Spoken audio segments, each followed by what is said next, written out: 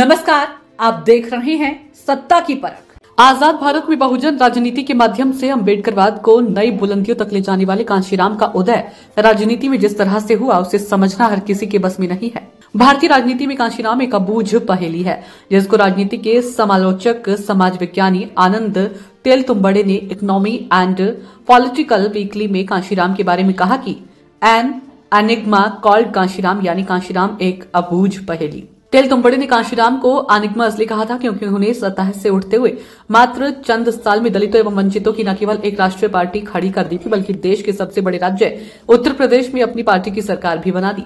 हजारों साल से सताई गई जनता को कांशीराम ने कैसे अपनी बहुजन आंदोलन से जोड़ लिया, यह समकालीन भारतीय राजनीति के अध्येताओं के लिए एक पहेली है। प्रमुख समाज विज्ञानी मैक्स वेबर ने कहा था कि किसी भी समाज में नेतृत्व को समझने के लिए 3 तरह के नेतृत्व होते हैं, लीगल अथवा रेशनल, चमत्कारिक और पारंपरिक।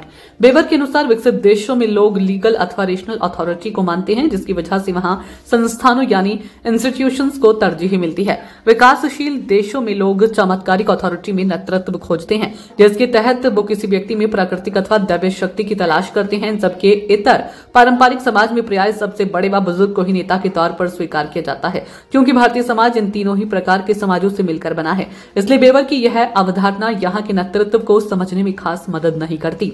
समाज विज्ञानी मॉरिस जोन्स ने 1963 में भारतीय नेताओं को समझने के लिए एक नई अवधारणा विकसित की थी, जिसे वो 3 इडियम्स ऑफ इंडियन पॉलिटिक्स का नाम देते हैं। मॉरिस जोन्स के मुताबिक भारतीय राजनेताओं को 3 इडियम यानी 3 भाषा विन्यासों, आधुनिक, पारंपरिक और भाषा में संवाद करने वालों के रूप में वर्गीकृत किया जा सकता है। इस सिद्धांत के अनुसार अगर भारतीय राजनीति में जनता को अपनी ओर आकर्षित करने के लिए प्रयोग में लाई जाने वाली उक्त 3 भाषाओं को देखें तो कांशीराम आजाद भारत में कैसे नेता दिखाई देते हैं जिन्होंने तीनों ही भाषाओं का प्रयोग किया। कांशीराम भारतीय राजनीति की तीनों भाषाओं का सफलतापूर्वक उपयोग कर पाए। इसकी वजह से जनता में उनके प्रति आकर्षण और विश्वास पैदा हुआ।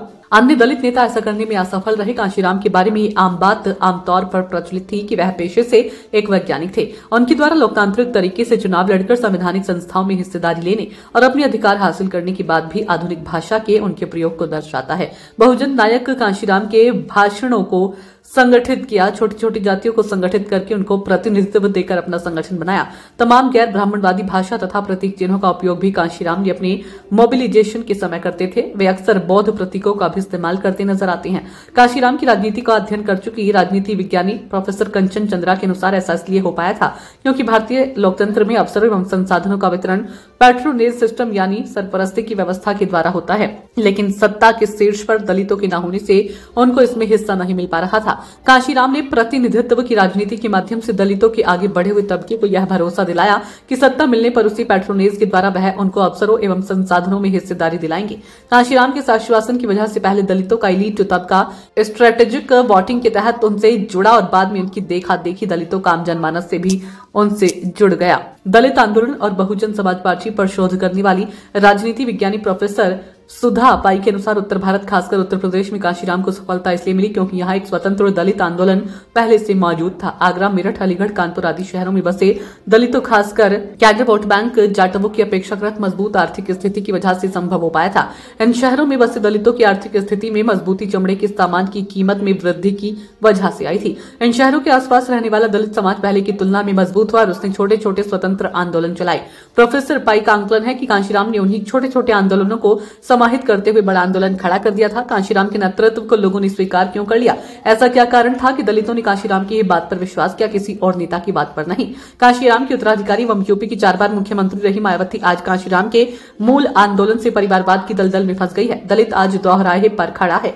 राजनीतिक पार्टियां केवल रस्म अदायगी के लिए दलितों को याद करती है, लेकिन राजनीतिक भागीदारी नहीं देती। कांशीराम ने जो सपना बहुजन समाज पार्टी की स्थापना कर देखा था, आज उस पर धुंध बढ़ती जा रही है। सत्ता की परख के लिए अवधेश कुमार सिंह की ये रिपोर्ट।